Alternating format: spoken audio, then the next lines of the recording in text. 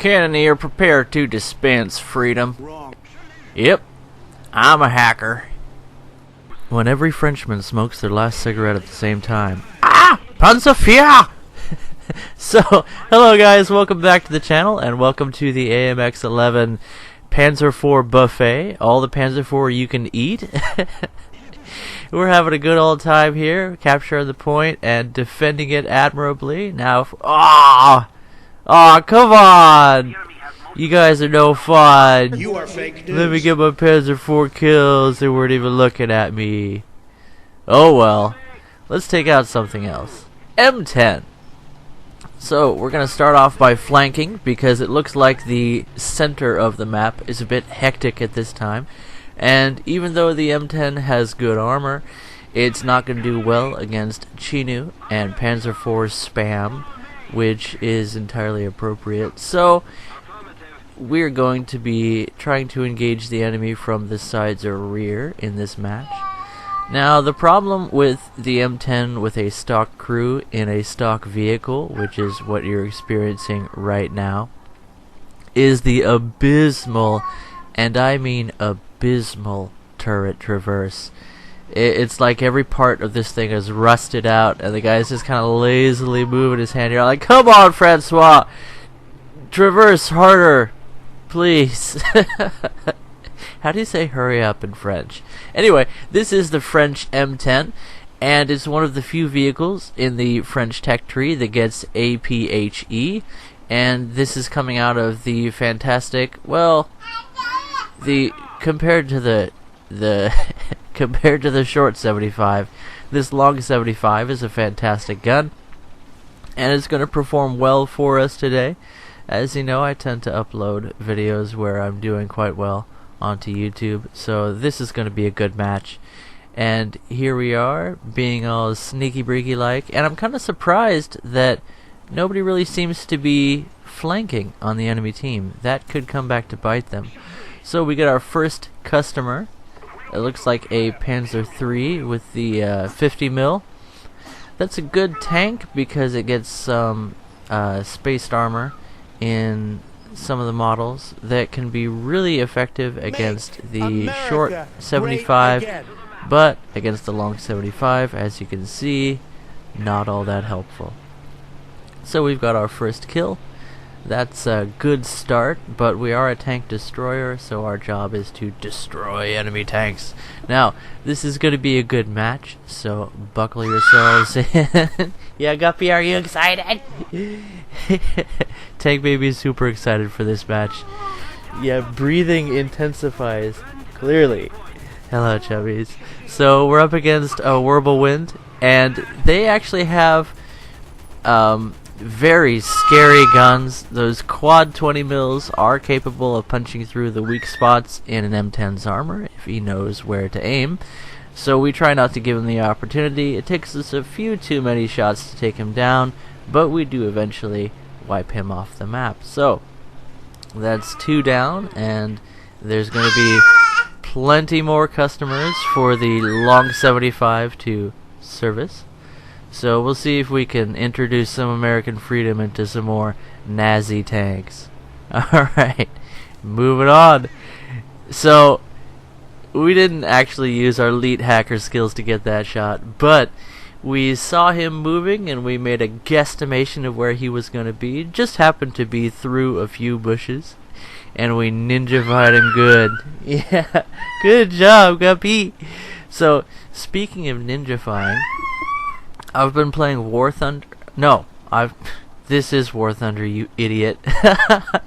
I've been playing Warframe, and Warframe is a great free-to-play game. I have over 350 hours in it from about 2 years ago, but things have hi chubbies, more than 2 years ago. So many things have been added to the game. That I decided to give it another look, and oh my gosh, that game is still one of the most beautiful games you can play on PC, and it's free to play.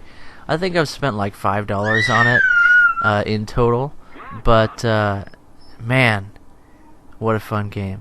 But back to War Thunder. Oh, I guess I was mentioning that because there will probably be some Warframe stuff showing up on the channel. And speaking of showing up, we finally see a teammate. They've been doing a good job of locking down the center and the other flank of the map. So I've been seeing some good teamwork on this one, and I'm going to let my teammates know with T46 that they're doing a great job. That, of course, is how you say, well done. And this match is turning out really well for us. I guess I don't really know what else to say. I guess I could talk a little bit about the M10.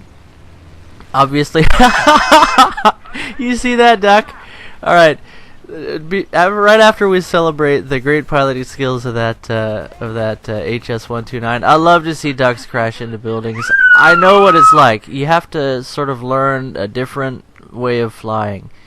And again, Whirlwind, this guy can easily take us down. Now, the last thing I want to do is give him a shot at our side armor.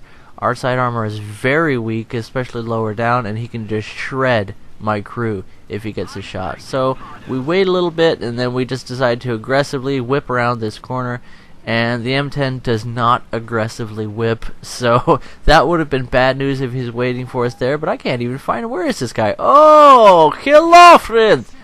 Welcome to Bias. Is there a Soviet M10? I think that's one of the few vehicles that the Soviets don't have in their tech tree yet, so that would be a neat event vehicle. Everybody else gets an M10. Why not give one to the Soviets? Oh, and another reason to watch this video is the War Bond shop. And again, beautiful shot on that Panzer IV. The War Bond shop has a M10, the British Achilles, and you can already get one in the regular tech tree, but it's neat to have a premium, especially so that you don't have to suffer through this stock grind. I say suffer, but look at the performance we're doing here. This is all despite the terrible traverse of this gun. It actually doesn't wobble around too much, and it looks like we were just a bit high on that wall shot. When you're aiming at walls, that could have been another kill easy. When you're aiming at walls, your gun just starts moving up immediately, and I hate that. I wish that they didn't handle aiming that way, to where that also happens the same way. I gotta feed this baby, guys, just a minute. She wasn't hungry at all. Just wanted to be part of the video, I guess. So, where were we? We watched a duck crash. We talked about the weebly wobble. Oh, the barrel on this tank does not weeble wobble too badly, so you can have a reasonable amount of firing on the move. Yeah, you weren't talking before. She's got... So... Tank Baby just wants to be part of the video. Hope you guys don't mind.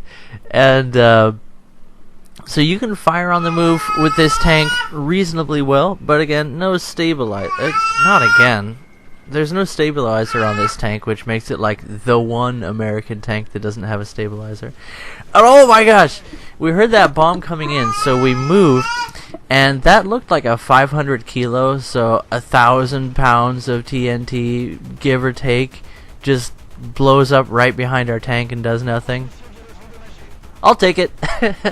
And the other thing this tank is afraid of, being open-topped, is airplanes. So we get attacked hard by that. Looked like a Hitler bolt, but wait, no way, that wasn't it. Was it? Anyway, whatever it was, he flew over us, but he wasn't coming in at enough of an angle to go through the top of our crew compartment, so we're okay. We've survived one strafing maneuver. Man, if he came around again, we'd be in trouble. But it looks like the enemy airplanes have just decided to I don't know. Hey, can you believe we're actually getting hits with our 50 cal at that kind of range? I think that's pretty neat. We hear bombs, so we start backing up. Watch this, guys. This is crazy. Are you ready to see it? Okay, any second now. And oh my gosh, and the bombs come down, and what's that dropped them?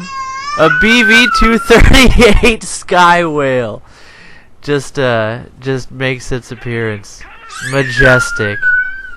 Hold on a second. I gotta go check on the baby. Ha! She was hungry. She just didn't want to stop having fun to eat. So I pulled the old swaddle and bottle routine. Let's see if we can pull the old swaddle and bottle on this Panzer. What is that? Panzer 4? Panzer 3? Can't tell very well from here. So we peek around and get a quick snapshot. But he turned his treads just at the right moment, so instead of going through the front plate, we bounce harmlessly off his side armor. Nicely played, Panzer driver. Then we get strafed, taking down our gunner, but our teammate takes out that Panzer tank and leaves us with an open battlefield. At this point, of course, we know the match is basically over, and by this time, it's just clean up, but I get the feeling there's also going to be panzers trying to sneak through the city, and here we find another happy customer. That one didn't work so well. Let's see if we can get him with the 50 cal. Oh, nope. Teammate takes him down. Nicely done. Take that, Sonderkraftfahrzeug. The German half-tracks are really good vehicles. He could have taken us down if he had the chance. So it was nice to get back up from the team. Again, this match has been turning out really well for us. And we donk that shot. That's no good. But luckily it kicks up a cloud of dust and he is distracted anyway. So we'll see if we get a chance to re-engage. Here we come around the corner and just not quite what we wanted there with that one. We were trying to fire on the move and we just didn't quite pull it off. Now we take a hit and we're in some real trouble here, so we're once again leaning on our teammates for support, and we end up getting taken down. 7 kills, could have been 8 or 9 if we had aimed a little bit better, but overall, not bad. I consider taking out the ARL, and I really should have, because that's going to be only rank 2 vehicles in that match, so I could have completed my tanker medal challenge for the Christmas event, Toys for Tankers, with that match, but we ended up doing better later in the day anyway. Anyway guys, hope you enjoyed this video. Catch you next time.